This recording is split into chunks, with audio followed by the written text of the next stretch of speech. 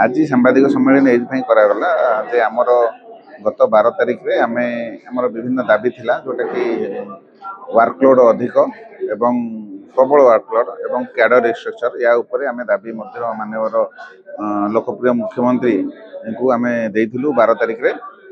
जे ए ऊपर हस्तक्षेप करंतु सब डिपार्टमेंट रो कैडर रिस्ट्रक्चर हो गलानी किंतु आम डिपार्टमेंट रो काहे हो 2 वर्ष है कौन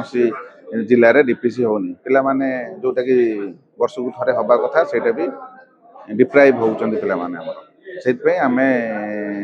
देलु मेमोरांडम रे 22 तारिख रु बर्तमान आमर पिला माने राजस्व मंत्री को देलु आम सीएम को ऑनरेबल सीएम को तेणु ता उपरे आम 22 रु आम ब्लैक बैच पिंधुचु ऑलरेडी 25 तारिख रु आम ऑफिशियल व्हाट्सएप ग्रुप रु लेफ्ट हो जाइछु तेणु आउता उपरे आमर 1 तारिख रु जुलाई 1 रु आम माने मास लीव है माने आमर वर्तमान तो एक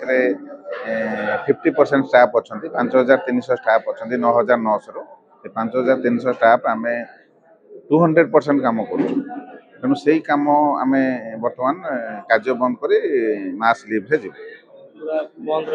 आज्ञा तेणु से जनसाधारण क्षमा मागुची समस्त तरफ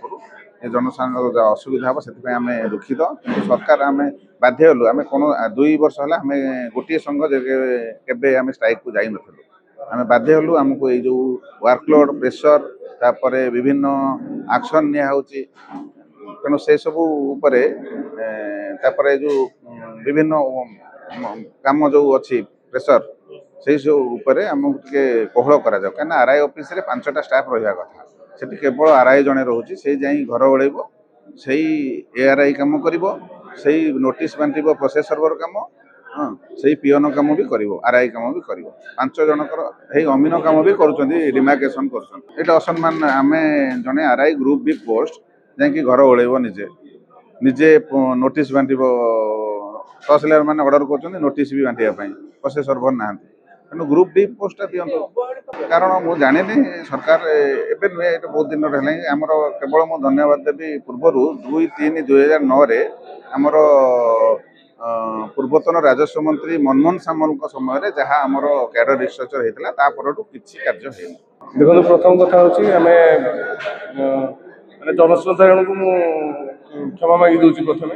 कहीं ये बंद करवा कला बैच पिंधा यार समर्थन में आम जमा नुह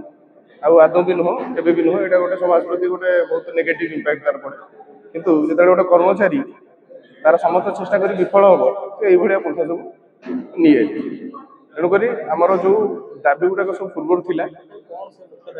मुख्य दाबी हूँ आमर जो प्रकार वर्कलोड एवं आसूँ आरआई ऑफिस को आरआई उपर दिया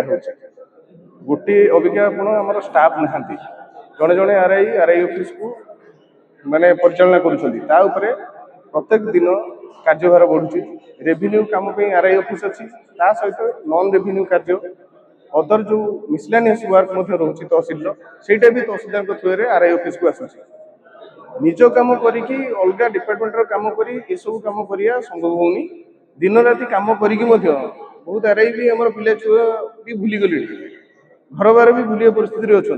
तो कार्य जन कर तो परिवार देखिए ना से कार्य वर्कलोड को टिके रैशनलाइज करवा केमती संतुलित करके कार्य आरआई मैंने करें तार ही मुख्य दाबी।